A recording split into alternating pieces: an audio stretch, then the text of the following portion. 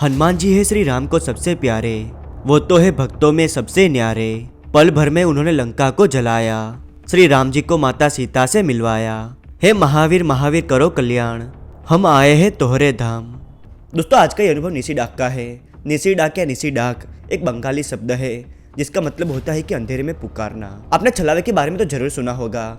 छलावा एक बुरी आत्मा होती है जो किसी का भी रूप या आवाज बदलकर लोगों को भ्रमित करती है और छलावा ज्यादातर किस्सों में लोगों को मार डालता है। इसी तरह निसी डाक भी एक बुरी आत्मा है जो लोगों को उनके परिवार वालों की आवाज में पुकारती है और फिर उन्हें मार देती है। आज का अनुभव हमें अभ्युदय जी ने भेजा है। फिलहाल बेंगलोर में जॉब कर रहे हैं। ये अनुभव उनके पिताजी का है। कैसे श्री हनुमान जी ने उनके परिवार वालों की जान बचाई और कैसे प्रभु की वजह से उनके पूरे गांव को निसी डाक से छुटकारा मिला, वो सब कुछ आज हम जानेंगे। नमस्कार दोस्तों, मेरा नाम है विवेक और स्वागत है आपका विवेक क्रिएशन स्टोरीज में। आइए आगे कहानी अभ्युदय जी के नजरिए से शुरू करते हैं। नमस्कार दोस्तों, मेरा नाम अभ्युदय है।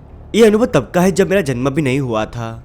इस चैनल के माध्यम से मैं आप सभी को श्री बजरंगबली की शक्ति का अनुभव कराना चाहता हूँ। ये बात 26 साल पहले की है। वेस्ट बंगाल का एक छोटा सा गाँव जहाँ ट्रेन भी नहीं आती थी। बहुत सफर करने के बाद उस गाँव में पहुंचा जाता था। उसी गाँव में मेरे दादाजी, पापा, बुआ और दादी रहते थे। हमारा परिवार पहले से ही बहुत धार्मिक है। मेरे दादाजी जब भी दुर्गा पूजा होती थी तब पूरे गांव को दावत देते थे और बहुत बड़ी पूजा रखते थे।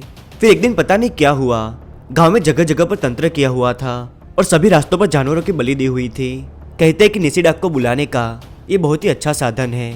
उस दिन के बाद पूरे गाँव को जैसे अभिशाप लग गया। फसल नहीं होती, सभी जगह बस झगड़े होते रहते, किसी का भी मन शांत नहीं रहता। और फिर अचानक एक दिन पता चला कि हमारे गाँव पर निसी डाक का साया है जो रात को सभी के घर के बाहर जाकर उनके परिवार वालों की आवाज निकालती थी और ज्यादातर महिलाओं की।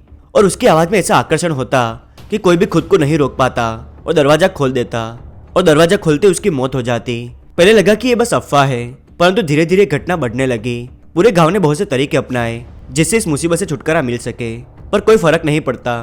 फिर एक रात हमारे पड़ोस के घर में घटना हुई, पर आश्चर्य की बात यह थी कि अभी तक ऐसा कुछ दादाजी या पापा के साथ नहीं हुआ था। पूरे गाँव में बात आग की तरफ फैल गई कि सिर्फ हमारा घर ही क्यों बचा है। मेरे दादाजी श्री हनुमान जी के भक्त थे और उन्होंने घर के बाहर श्री हनुमान जी के मंत्रों से कवच बांध रखा था, इसलिए वो निसी दादाजी के घर पर कभी नहीं आई।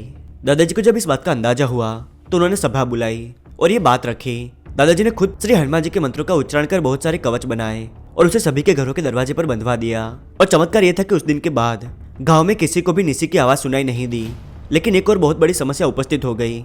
अब कोई बाहर आधी रात को नहीं जाता, सबको डर लगता था। फिर जब दुर्गा पूजा का समय आया तो फिर से सब कुछ अच्छा हो गया।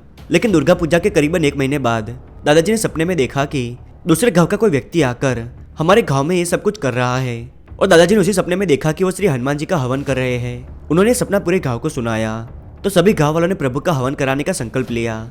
जब श्री हनुमान जी का हवन हो रहा था तब भागकर एक लड़का आया। उसे खेलते वक्त एक जगह पर तंत्र का सामान मिला था। जैसे पंडित जी ने प्रभु श्री हनुमान जी का नाम लेकर उस तंत्र की चीज पर गंगाजल छिड़का तो बहुत जोर से एक आवाज आई जैसे किसी ने पटाखा फोड़ा हो। उस दिन के बाद ऐसा कभी नहीं हुआ।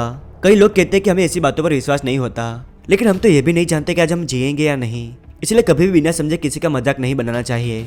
पता नहीं वो कब घूमकर हमारे पास लौट आए। ये अनुभव मेरे पिताजी ने मुझे बताया था, इसलिए सोचा कि श्री हनुमान जी की महिमा के बारे में आपको भी बताना चाहिए। उस दिन के बाद पिताजी श्री हनुमान जी की बहुत भक्ति करने लगे और मैं खुद को श्री हनुमान जी का बहुत बड़ा भक्त तो नहीं कहूँगा, लेकिन सच्चा भक्त जरूर हूँ। सभी लोगों का श्री हनुमान जी कल्याण करे। जय श्री राम। मैं सबकी ओर से अभ्युदय जी का धन्यवाद करना चाहता हूँ कि उन्होंने समय निकाल कर हमें अनुभव भेजा।